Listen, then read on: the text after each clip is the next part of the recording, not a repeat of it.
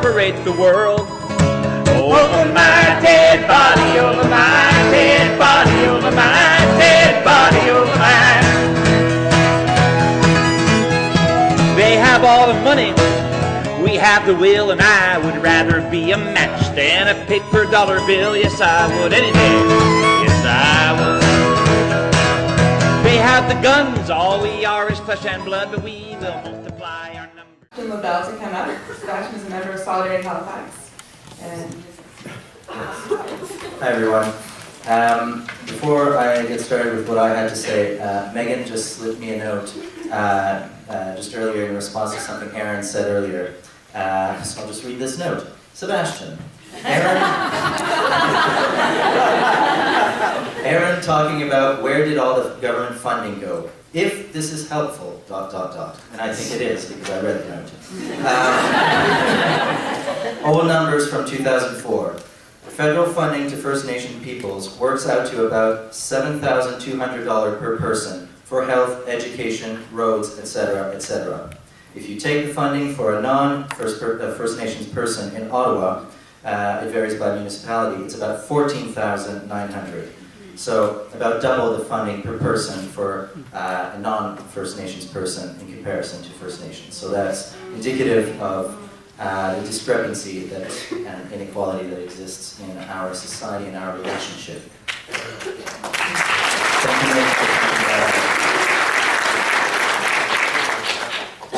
Thank you all for coming. It's great to have such a large crowd here. And we're all gathered here today because of how passionate we feel about this issue, or how interested we are in better understanding it. So first I'd like to explain why Solidarity Halifax supports Idle No More. We support Idle No More because it's an expression of rage. It's an act of defiance, expressed in many ways against yet another example in the Canadian state's long legacy of colonialism, arrogance, and paternalism towards the Indigenous peoples of this land. Idle No More is a rightful stand against the degradation of the territorial rights of Indigenous peoples, against the latest attempt to privatize reserved land in all commonly held territories. And it is also against the latest example in a long history of efforts to force Indigenous peoples to assimilate into a system of private property, wage labor, and profit accumulation. So, many of us are here today gathered because we see common ground in a fight against the Harper government and the omnibus bills. And this common ground is very important, and it must serve to give us strength and the ability to work towards a common goal. However, there are two things that we need to keep in mind in this effort. First, as Aaron alluded to, we have to be careful of blurring out white or settler privilege in our calls for unity. Because while we are all affected, we are affected in different ways and to different extents. The most unifying point of concern with Bills C-45 and C-38 is the removal of legislative protection of our natural environment, and that's no surprise. We all need clean air to breathe, clean water to drink, and clean soil out of which to grow our food. But in that analysis, we need to recognize that First Nation and Aboriginal communities will feel the effects much more than others. These communities depend much more than most on the direct use of the natural resources that surround them in order to sustain themselves. Also, polluting extractive industries and waste sites are located much nearer and in much greater numbers to these communities than to other communities.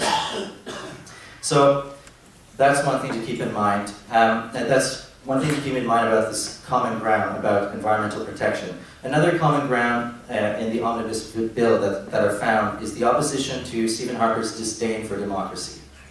And however, it's important to consider that while Stephen Harper denies a democratic voice to all of those he claims to represent as Prime Minister of the Canadian state, he outright denies national recognition and rights of sovereignty to the Indigenous peoples of this land, which the Canadian Constitution affirms as per treaties signed. So it's also very important to consider that First Nation and Aboriginal communities have had to endure and suffer through centuries of attempts of genocide, assimilation, and forced poverty. The consequences of this are very apparent in statistics of health indicators, imprisonment, and education. In other words, while we do stand together, the fields of struggle and the stakes before us are uneven. And those of us in a different place with higher privilege need to recognize this, and we need to understand where our advantages come from. It's getting dry, apologies. And I've lost my place in my speech. So we can't say, well, this is a matter of the past. I can't take responsibility for this. On the contrary, we have to take responsibility for this, because this is the legacy which continues to shape the relationship between Indigenous peoples and the Canadian state. And if we refuse to take responsibility, then we cannot hope to fundamentally change the present and find true, honest, and genuine reconciliation, regardless of what happens to Stephen Harper and Bill C-45 and 38 and S6 and S2.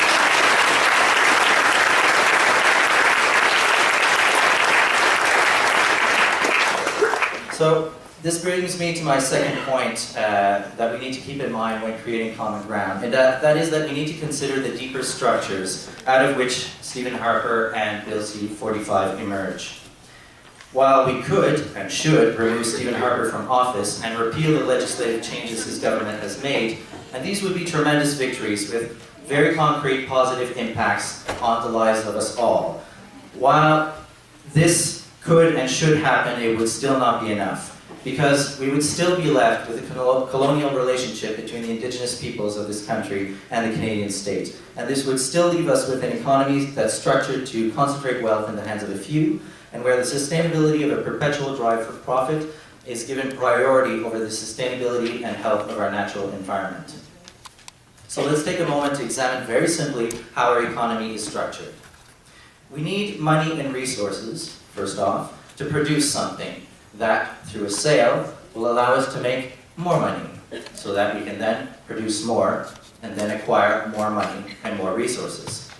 This is the basic cyclic pattern that's always growing and expanding that constitutes the basic structure of our economy, a capitalist economy. So what I'd like to examine more closely in the context of I Don't Know More is where the initial money and resources come from to begin a capitalist cycle.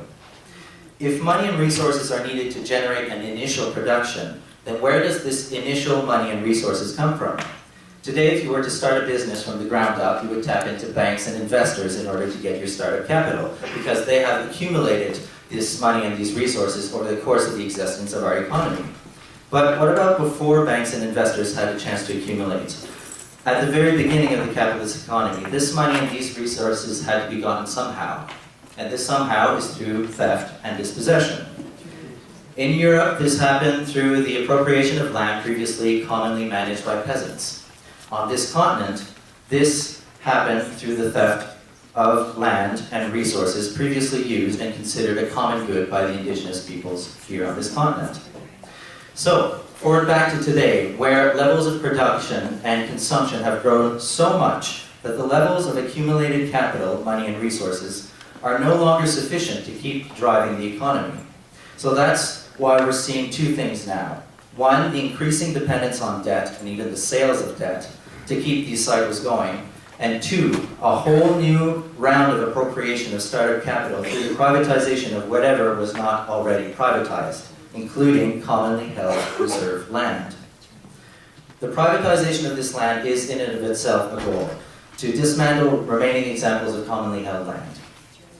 But what's even more attractive for those seeking capital is that the privatization of this land, along with the removal of environmental protection through bills like C-45 and also free trade agreements, is that it creates the conditions to privatize and transport vast amounts of resources like oil, wood, minerals, and water to be sold for a continued expansion of the economy.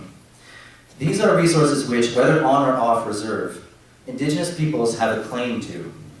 So, if it's the economy that drives the continued erosion of territorial rights of the Indigenous peoples on this continent, when we're talking about anti-colonialism, are we not inherently also talking about anti-capitalism?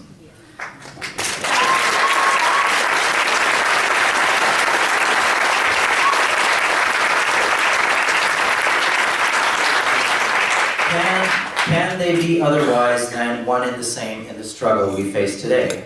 So, my point of view comes from the fact that I am, and speak on behalf of an organization that is anti-capitalist. Well, what the heck does that mean? That means that we recognize and identify a common root cause for the many forms of oppression, division, and inequality that exists in our society. Because our economy is structured to concentrate ownership and controls of the means to produce goods and services, inevitably inequality in wealth and resources occurs and fosters divisions among human beings in order to justify inequality. So, this is what we are against. And of course, the question which is thrown at someone who says they are anti-capitalist is, well, what are you for?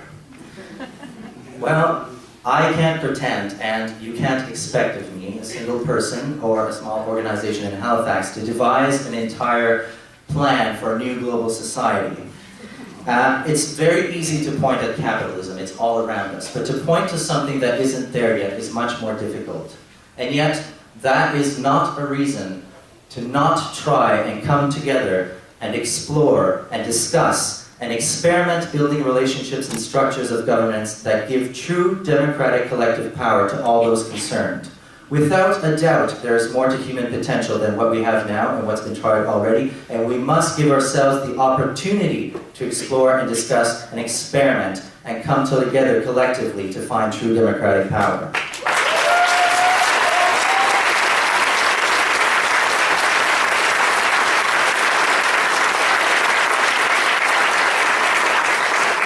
So, what we're seeing in Idle No More is a challenge to the status quo.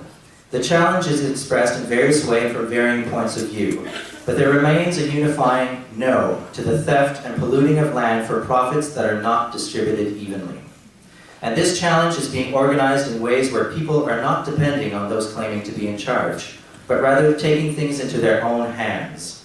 Now, as the movement evolves, it's important for us to talk through our differences and ensure that our debates on strategies and analysis are constructive, and that we don't fall prey to pressures of divisive tactics. This struggle, along with many of our other struggles, will create the conditions for us to imagine another world and to create it together. Thank you.